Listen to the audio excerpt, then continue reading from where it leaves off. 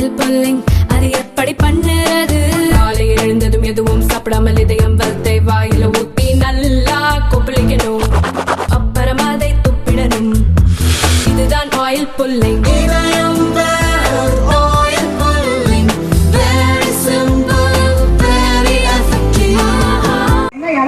எனக்கு என்ன நிற்கும், ஆனா முயற்சியை கைவிட மாட்டோம். ஏன்னா இங்க பெரியாருடைய மண். நான் பேசுறேங்க, சீமானங்களை பார்த்து ஒரு கேள்வி கேட்டாரு, அக்கா அருள்மொழி. சரி, அக்கா அருள்மொழின்னு சொன்னா சொந்தக்காரன் ஆயிராங்க. மரியாதைக்குரிய அருள்மொழி அவர்கள், மரியாதைக்குரிய கனிமொழி அவர்கள், மரியாதைக்குரிய சுந்தரவழி அவர்கள் எல்லாம் மரியாதை குறையா இருந்த கழுத்துல ஏறி முடிச்சிரு, அது தெரியும் உனக்கு. மரியாதைக்குரிய சுந்தரவழி அவர்கள் கற்பப்பையை அழைச்சிருக்கவங்க, தாலி எடுக்கிறீங்க, பெரியார் சொன்ன மாதிரி கற்பப்பை அருங்க அப்படின்னு சொன்னாரு அண்ணன். இப்ப சீமான் எவ்வளவு கூமுட்டன் தெரியுதா உங்களுக்கு? கூமுட்ட ஒரு 100 வருஷத்துக்கு முன்னாடி நம்ம பாட்டி தாத்தெல்லாம் 15 பிள்ளை பெற்று கிடந்துச்சுங்க. 15 பிள்ளைய பெற்று 15ஐயும் கை கால கழுவி, மூஞ்சியை கழுவி, குண்டியை கழுவி, சாப்பாடு போட்டு அதை தூக்கி கொண்டு போய் ஸ்கூலுக்குலாம் போகல, அது தெருவில் விட்டு இதை காப்பாத்தி சோறாக்கி போறதுக்கே அந்த பொம்பளை நொந்து செத்து 12 வயசு 13 வயசுல பொம்பளை பிள்ளையில கல்யாணம் பண்ணி கொடுத்து அந்த பிள்ளை 35 வயசுல நோயாளியாகி செத்துறது, இல்லைன்னா புள்ள பெறமாட்டாப்புல செத்து போகுது. இத பாக்குற பெரியார் ஒரு அம்மாவாக தன்னை உணர்றாரு. இது என் பிள்ளையா, என் பிள்ளை இப்படி கிளவியா கிடக்கே, 30 வயசுல 20 வயசுல கிளவியா போச்சு, என் பிள்ளை நோயாளியா போச்சு, 15 பிள்ளைய பெற்று என் பிள்ளை தெருவுல கிடக்கே, ஐயோ இதை கேட்க நாடு இல்லையா என்று நெஞ்சில அடிச்சுக்கிட்ட எங்க ஆத்தாதான், என்ன பெறாத ஆத்தாதான் தந்தை பெரியார். ஞாபகம் வைங்க, எங்க ஆத்தா, என்ன பெறாத ஆத்தா.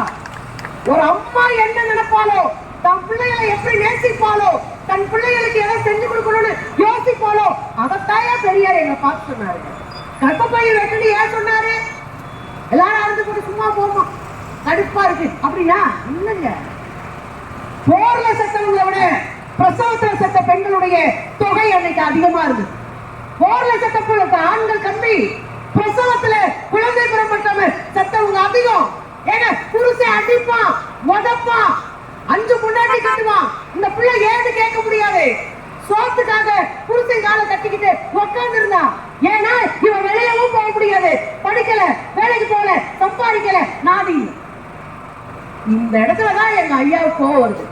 நானா நினைச்சிட்டு இருக்கீங்க, என் பிள்ளைகளை பூரா கட்டிட்டு போய் உட்கார வச்சுக்கிட்டு அதுக்கு டைவர்ஸ் கூட கொடுக்க முடியல, சட்டமும் இல்ல, அதை புள்ள பார்க்கிற மெஷினா வச்சுட்டு உட்கார்ந்துருக்கேன். அந்த பிள்ளை சோத்துக்காண்டி ஓங்கால பிடிச்சுக்கிட்டு இருக்கேன். அப்பதான் சொன்னாரு, ஏமா இந்த கற்பப்பை கல்வத்தை அரைச்சறிஞ்சிட்டு வாமா அப்படின்னு சொன்னாரு. அது ஒரு தாயின் அறச்சீற்றம். அதை புரிஞ்சுக்கிறதுக்கு சீமானுக்கு மூளை வேணும். அந்த மூளை இல்லாத முன்னதான் சீமான் பெரியாரை பார்த்து கற்பப்பையை அறுக்குன்னு சொன்னா. இன்னைக்கு நான் சொல்றேன், சீமானை பார்த்து சொல்றேன், சுந்தரவள்ளி உன் கற்பப்பையை அறுப்பியான்னு என்னை பார்த்து கேட்டான் சீமான். நான் சொல்றேன் அவசியம். ஏன்னா என் குழந்தைய எப்ப பத்தணும்னு நான் தான் முடிவு பண்ணேன். என் குழந்தைக்கு என்ன பேர் வைக்கணும் நான் தான் முடிவு பண்ணேன். அவனை என்னவா படிக்க வைக்கணும், அவனுக்கு என்ன வழிகாட்டு நான் முடிவு பண்ணேன். முடிவு பண்ற ஆற்றல் பெண்களுக்கு வந்துருச்சாலே விடுதலை வந்துருச்சுன்னு அர்த்தம். அப்புறம் வெட்டாதோ அவன் கையில இருக்கியா, நீ என்ன உட்கார்ந்து ஊற்றுறீங்க? அப்ப புரிஞ்சுக்கோங்க தோழர்களே, தமிழ்நாடு இன்றைக்கு அரசியல் தலைநகரமாக இந்தியாவை திரும்ப பார்க்க வைக்கிறது. தமிழ்நாட்டினுடைய நலத்திட்டங்கள், வளங்களை பகிர்ந்தளிப்பதை வடநாட்டார் பார்த்து காப்பி எடுத்துட்டு இருக்கான். ஆனா இங்க இருக்கிற பார்ப்பன ஆதிக்கம், ஆரிய பார்ப்பனியம் உள்ள வர முடியாம தவிக்குது. இங்க ஒரு உடைப்பை உடைக்கணும். அது என்ன உடைக்கணும்? இங்கே திராவிடம் சரியில்லை என்று ஒரு பொய்ய சொல்லணும்.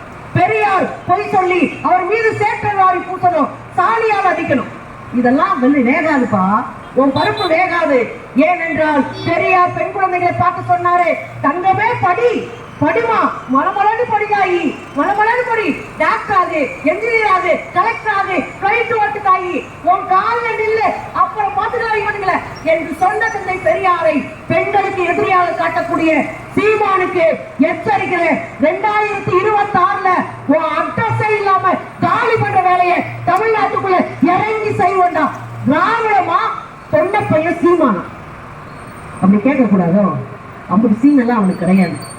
சுந்தரவல்லியா சீமானா இப்படி வச்சுக்கலாம். சிங்கம் ஒண்ணுக்கு ஒண்ணா இறங்குறோம். உன்னை அசிங்கப்படுத்தி அம்பலப்படுத்தி உன் அரசியல் சாக்கடையை மக்கள் மன்றத்துல கொண்டு போய் நிப்பாட்டுறதுக்கு நாங்க கரும்படை, செம்படை, நீலப்படை ஒன்னா களத்துல நிப்போம். உனக்கு தில் இருந்தா அரசியலா வா. அந்த 20 பேர் இருக்க பாரு பவுன்சஸா ஓரமா நிப்பாட்டிட்டு தில் இருந்தா வா.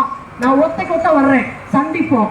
இது தேர்தல் இல்லை தோழர்களே, இது தமிழ்நாட்டின் மானத்திற்கான ஒரு இடத்துல நம்ம நிறுத்தப்பட்டிருக்கோம்.